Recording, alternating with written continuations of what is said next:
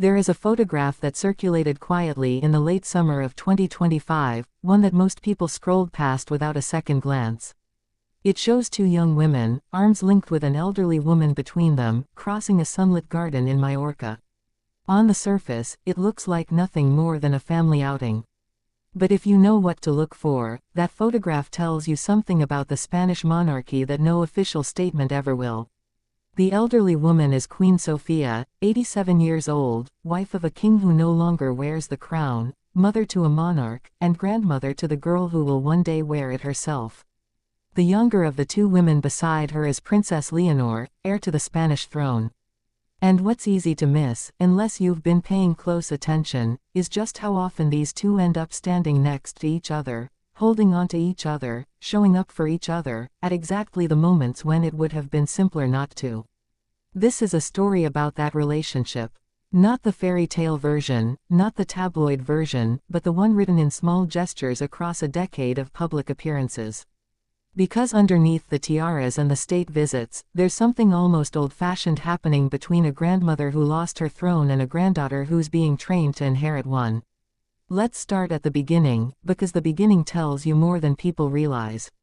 When Leonor was born in October 2005, her christening followed a tradition that goes back centuries in the Spanish royal family. She was baptized with water brought from the Jordan River, poured into a font that has been used for Spanish princes since the 17th century. And standing there as her godparents were her paternal grandparents, King Juan Carlos and Queen Sofía. Not honorary titles handed out for ceremony. Real ones. In the Catholic tradition, a godparent carries responsibility for a child's spiritual formation. Sofía didn't just attend Leonor's baptism. She was formally bound to her from day one. That's not speculation. That's the historical record. And it matters, because it means the bond between these two didn't start with photo ops in adulthood. It started in infancy, with a woman who had already lived through exile, revolution, and the collapse of one throne, standing over a font and accepting responsibility for the granddaughter who would one day sit on another. Here's something else that rarely gets mentioned in the breathless royal coverage. Leonor's fluency in English didn't come only from her British nanny. According to reporting on her education, she also learned it, in part, from her grandmother. Think about what that actually means. Somewhere in the private hours of childhood, away from cameras and state functions, there was a grandmother sitting with a small girl, working through vocabulary, correcting pronunciation, doing the unglamorous, patient work that has nothing to do with crowns and everything to do with just being present. It's easy to forget that Sofía had that kind of life available to give. Because to understand why this particular grandmother might have poured herself into this particular granddaughter, you have to understand where Sofía came from, and what she lost along the way. She wasn't born into the Spanish royal family at all. She was born Princess Sofía of Greece and Denmark, in November 1938, at Titoi Palace outside Athens, the eldest child of King Paul and Queen Frederica. For a brief window, before her brother Constantine was born 2 years later, she was actually heiress presumptive to the Greek throne.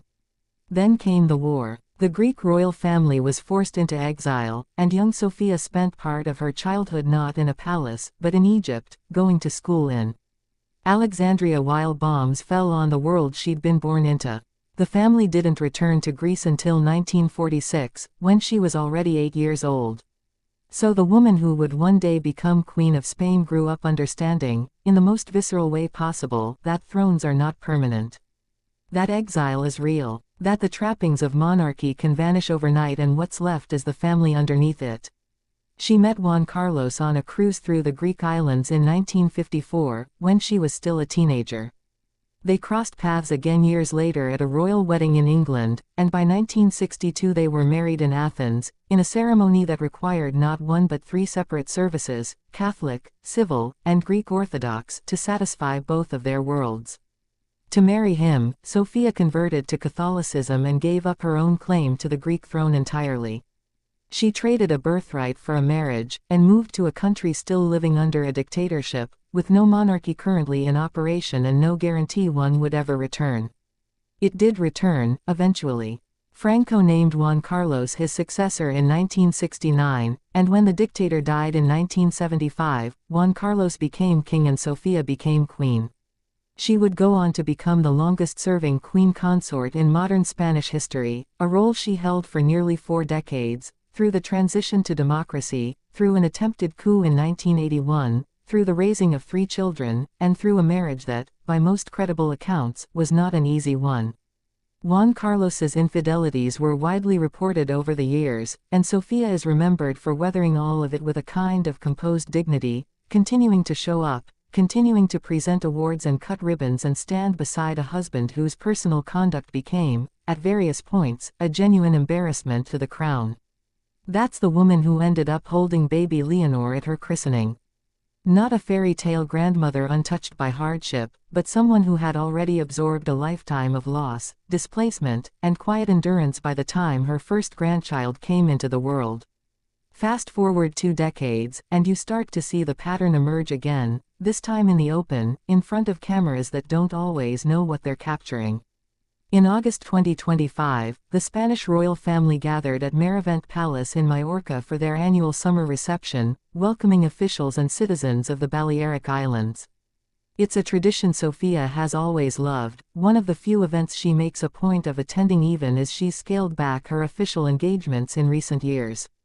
This time, Leonor attended for the first time as an adult, alongside her younger sister, Infanta Sofía. And as the family crossed the palace gardens to greet their guests, something small but telling happened. Leonor and her sister linked arms with their grandmother, walking her across the lawn together. Royal watchers who cover these events closely noted just how attentive both granddaughters were toward the Queen that day. Sofía is 87 now. She doesn't move through these events the way she once did. And there, in an unscripted moment that had nothing to do with protocol, was the future Queen of Spain, quite literally holding her grandmother steady. 2 months later, in October, the pattern repeated itself at one of the most significant nights on the royal calendar, the Princess of Asturias Awards in Oviedo. This is Leonor's night, in many ways. It's where she delivers her most important annual speech, where she's photographed as the face of Spain's future. And yet, when Sofía arrived that evening, arriving with her son and her grandchildren, staying close to Leonor and her sister throughout, it was Leonor who broke away to make sure her grandmother made it up the theater steps safely. Leonor was seen helping her grandmother navigate the stairs, and then insisting, before the cameras were even set up, that the two of them stand together for photographs. Not a fast handshake for the press line. An insistence. A choice made in a moment when Leonor could easily have simply taken her seat and let the moment pass. That same night, during her speech, Leonor turned her attention toward the award going to Serena Williams, and used it to talk about her own sister, describing sisters as accomplices, as allies, as travel companions. It was a speech about Infanta Sofía. But watch the footage, and you can see Queen Sofía sitting close by, drawing the loudest applause of anyone in that theater when she was acknowledged. A grandmother who has spent most of the last decade stepping back from public life, still commanding the room the moment her family turns toward her. Then came January 2026, and a much heavier occasion. Princess Irene of Greece and Denmark, Sofía's younger sister, died at 85 after a long decline. For Sofía, this wasn't a distant royal death to be marked with a formal statement.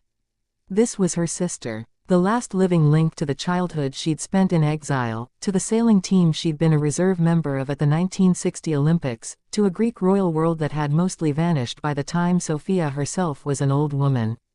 The family gathered at the Greek Orthodox Cathedral in Madrid for a memorial service ahead of the funeral in Athens, and once again, it was Leonor and her sister, alongside their parents, who came to stand beside their grandmother in her grief.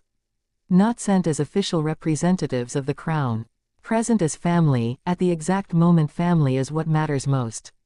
If you zoom out and look at these moments together, godparent at birth, an early English teacher, an arm to hold onto in a palace garden, a hand offered on theater steps, a presence at a funeral, you start to see something that no single headline captures.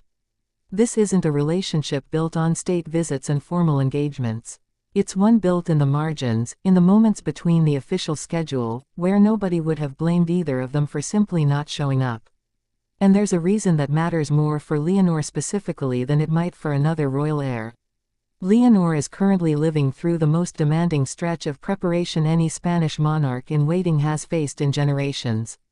She's spent 3 years rotating through the Army, the Navy, and the Air Force, completing her military training in the summer of 2026 as part of becoming Spain's future commander-in-chief. In the fall, she begins a political science degree at Charles III University in Madrid, a 4-year program covering law, economics, sociology, and international relations, all of it preparation for a job she was born into and never chose. Every part of her life, from her education to her friendships to eventually her marriage, will be shaped by Article 57 of the Spanish Constitution and by a level of public scrutiny most 20-year-olds can't imagine. In the middle of all that pressure, Queen Sofía represents something rare, a person in Leonor's life who has actually lived it. Who knows, from the inside, what it costs to give up an ordinary life for a public one.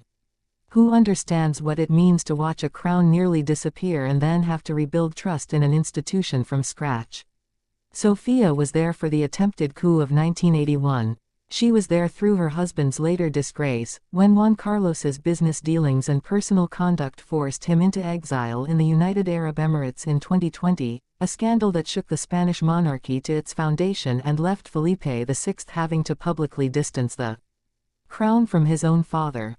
Sofía lived through the fallout of that too, an aging woman watching the institution she'd given her life to nearly collapse under the weight of one man's choices. So when Leonor links arms with her grandmother in a palace garden, or insists on a photograph together before an awards ceremony, it's worth asking what's actually being exchanged in that moment. Maybe it's simple affection, the kind any granddaughter might show. But it's hard not to see something more specific in it too. A young woman about to inherit an institution that has already nearly broken twice in her grandmother's lifetime, holding on to the one person who has survived every version of it. The exile. The dictatorship, the transition to democracy, the coup attempt, the scandal, the abdication. Sofía has been called, informally, one of the last living threads connecting Spain's modern monarchy to its turbulent 20th century past.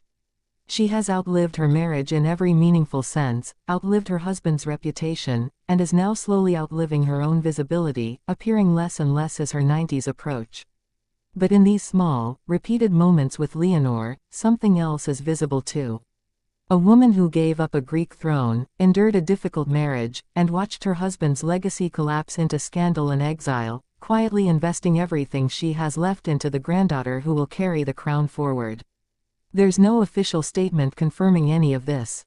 No royal household press release describing a special bond. That's precisely the point. What we have instead is a decade of small, unscripted choices, made in gardens and on staircases and in cathedrals, at exactly the moments when it would have been easier to simply let protocol take over. Leonor didn't have to link arms with her grandmother in Majorca. She didn't have to break formation to help her up those theater steps. She didn't have to insist on that photograph. And Sofía, in turn, didn't have to keep showing up to events she could easily have skipped at 87 years old. They kept showing up anyway. And somewhere in that pattern, quietly, without a single press conference, is the answer to what this relationship actually is. Not a secret. Just something most people never stopped to notice.